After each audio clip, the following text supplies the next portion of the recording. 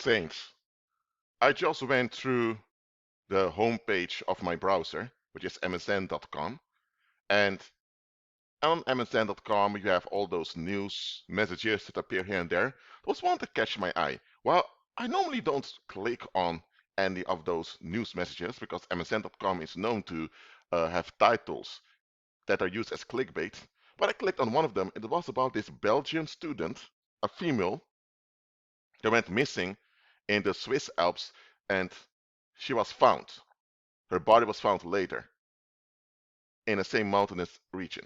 Now, the investigation is still ongoing, but I want to look at the context of this case. I'm not going to mention names nor show any pictures because the relatives of the deceased have it hard enough. But just think about it. She, together with friends, rented this cabin in the Swiss Alps. Well, cabin, or a room, whatever you want to call it. They arrived there. She joined them. When she arrived, however, they had a discussion with her, an argument with her, and she left. And later she was found dead. Look, if you just follow what society tells you, you would say, oh, it just suddenly she had an argument and she left. Hold on a minute. If she left, why didn't she pick a bus or pick a railway or something to go back home? If things went out of hand, look at this. If you rent a place and things get out of hand, the first thing you do is you call the landlord or you go to the landlord. All right? After going to the landlord and the landlord cannot provide alternative accommodation for you, then you consider going home. You can even call the cops. There were so many options she had. Well, the only thing we know is that she left and later she was found dead. This case does not feel right to me. Now, she did not go there to meet strangers. Some people she met online. She went there to be with people she was familiar with, friends. And now she's dead. Now, similar things have happened over and over in human history. Not only in recent history, but throughout human history. Let me tell you one thing, Saints. You often don't know who people really are until the moment comes. And what do I mean by that? Think about it. This woman was in a transition in her life. She was studying. She was studying to become a teacher. So within a year or two, she would have become a teacher teaching children or high school students, depending on the type of education, type of teacher she was studying to become. So she was in a transition in her life. And when you're in a transition in your life, you are the most vulnerable. She was in a transition in her life, and not only that, she took a little break. And nobody can blame you for wanting to take a break, especially with what's going on these days with the pandemic and all of that. But look at this. You end up hiring a cabin in the Swiss Alps. Why not a cabin in Belgium? There are mountainous region there also, or in France. So you are going all the way to the Swiss Alps. You arrive there with your friends. You left during the night, during an argument, without your mobile phone or personal belongings. That's a red flag right over there. And now you're dead. Listen, I'm not saying that's conclusive evidence that those friends set her up and killed her. But even if they did not set her up and killed her, her association with them led to her dying before her time. And this is what I want you to realize.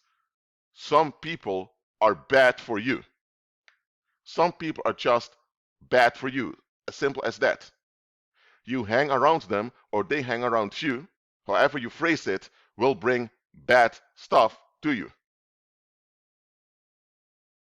But too often, we don't see the warning symptoms that someone is bad for us.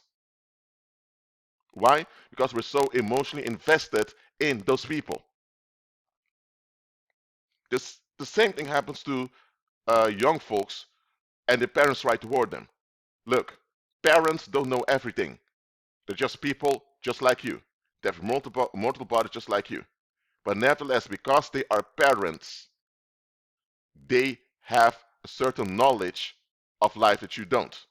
Even if you have a parent who's completely out of his or her mind because they're older than you and have experienced more in life and seen more, they see things you don't. Now look, when a child is just a child, the parent needs to have a hierarchical attitude because the child cannot think for itself, him or herself. But once the children turn into teens, parents ought to learn to communicate and relate to them as fellow adults. This whole hierarchical attitude that a lot of parents retain towards their children, even when they're grown, is out of line. A child, you can have an authoritative hierarchical attitude towards them because the child cannot think for him or herself. But once someone has a mind, you should relate to them as a human being who also has a mind.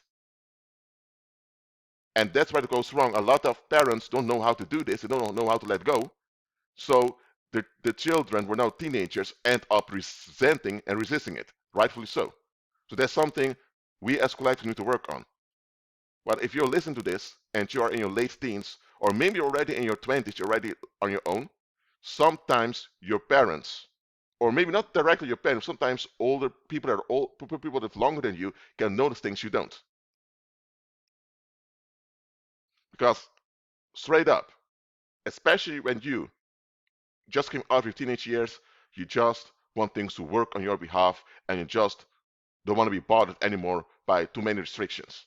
That's understandable because you're not a child anymore, so now you want things your way. But listen, your way is not always the best way.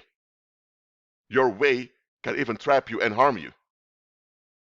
Look, am I saying that you should always listen to your parents no matter what? Absolutely not.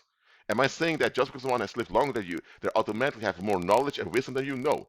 But sometimes people that live longer can know the small things that you don't. So consider the feedback from others, but it also automatically means you have to follow the feedback. Just consider it. If it's constructive, you consider it. If it's negative, it's just dumping on you, then you can just leave it behind. But sometimes even the dumping that people do can contain valuable information for you. Just learn to discern that. In any case, this video is not meant to go about this case about this Belgian woman who ended up dying. It's to warn you that sometimes you don't know who people really are until the moment arrives. Now, does that mean that you can never have an indication of who people are? I'm not saying that. If you notice red flags, those red flags are something you need to consider. But too often we believe what people tell us about themselves instead of looking at the context and the proof. And that's where a lot of us fail. Because we want our personal heavens.